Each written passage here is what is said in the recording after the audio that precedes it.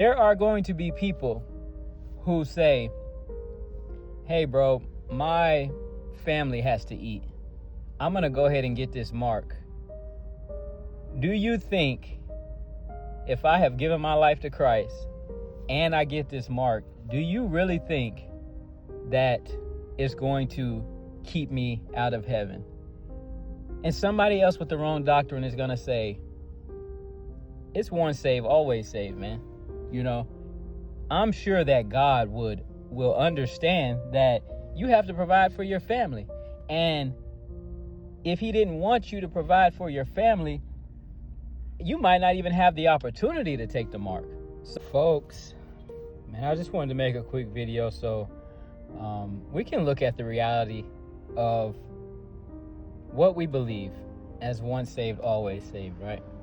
When you believe that it is finished, means Jesus has done it all, right?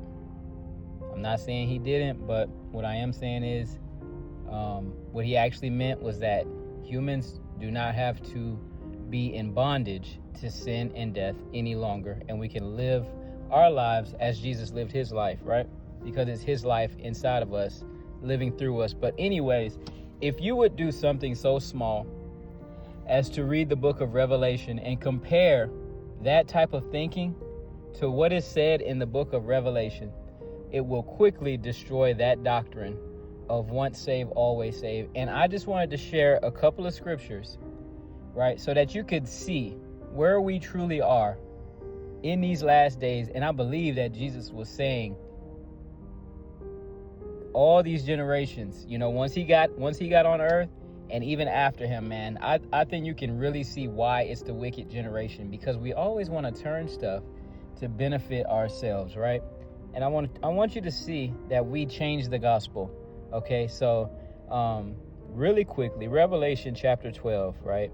Verse 17 says, so the dragon was furious with the woman and went off to wage war against the rest of her offspring, those who keep the commandments of God and hold firmly to the testimony about Jesus. Now, if you ask, majority of Christians, you got to keep the commands of God? They say, no, bro. Jesus did it all. Jesus took care of all that. We're not saved because of us. We're saved because of Jesus. So the commands of God is, Jesus is our righteousness. So you don't have to be righteous. You're not required to be bound to works of righteousness, which is what it is. Revelation chapter 14, it says, verse 4 says, these are the ones who have not defiled themselves with women, since they remain virgins. These are the ones who follow the Lamb wherever he goes. They were redeemed from humanity as the first fruits of God and the Lamb. No lie was found in their mouths. They are blameless. Now, that would not even matter one bit if Jesus truly did it all. Like we don't have a path to walk. You know what I mean? We just sit here and we just exist and we're just waiting to get to heaven. Like if that was true, this passage makes no sense whatsoever. It says, verse 3 says, they sang a new song before the throne and before the four living creatures and elders, but no one could learn the song except the 144,000 who had been redeemed from the earth. These are the ones who have not defiled themselves with women, since they remain virgins. These are the ones who follow the Lamb wherever he goes. They were redeemed from humanity as the first fruits of God and the Lamb. No lie was found in their mouths. They are blameless. If that does not shoot down the fact that we're called to righteousness by the power of the Holy Spirit through Jesus Christ, if that doesn't shut it down, man, I don't know. Anyways, moving on. Let's talk about what we are going to hear in the future. This is what you're going to hear in the future. Revelation 14, verse 9. It says, and another, a third angel, followed them and spoke with a loud voice. If anyone worships the beast and its image and receives a mark on his forehead or on his hand, he will also drink the wine of God's wrath, which is poured full strength into the cup of his anger. He will be tormented with fire and sulfur in the sight of the holy angels and in the sight of the Lamb. And the smoke of their torment will go up forever and ever. There is no rest, day or night, for those who worship the beast and its image, or anyone who receives the mark of its name.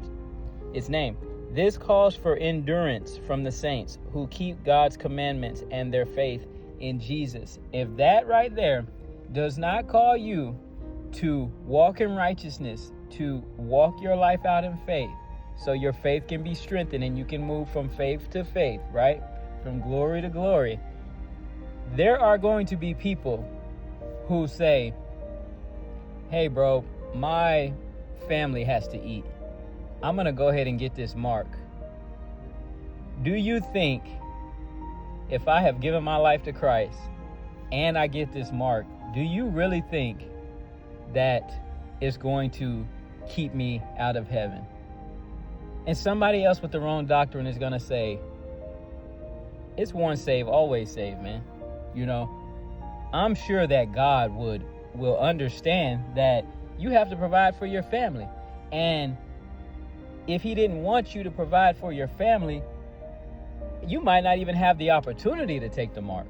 So, you know, come on, man. This is the type of stuff we're going to hear because this is the type of doctrines we believe. It is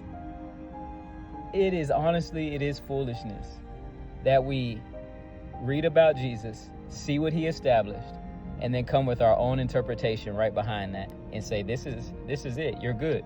You ain't got nothing to do. He did it all. You're good. Like we don't have to live out a life in faith, which is different from our regular life and like the world. But according to humans, there's nothing that you can do that can make you gain salvation or lose it. It's not in your hands. You didn't work to get it, so you can't lose it. But when I read the Bible, I mean, unless there's different Bibles that don't say this, if you take the mark, you're not getting in. But once saved, always saved should trump that. So that means one of two things. One of these is true. Either the Bible's lying, or once saved, always saved is true. I don't know. Y'all decide, man. Hey, be blessed, be encouraged. Don't be afraid. Strengthen your faith. Peace.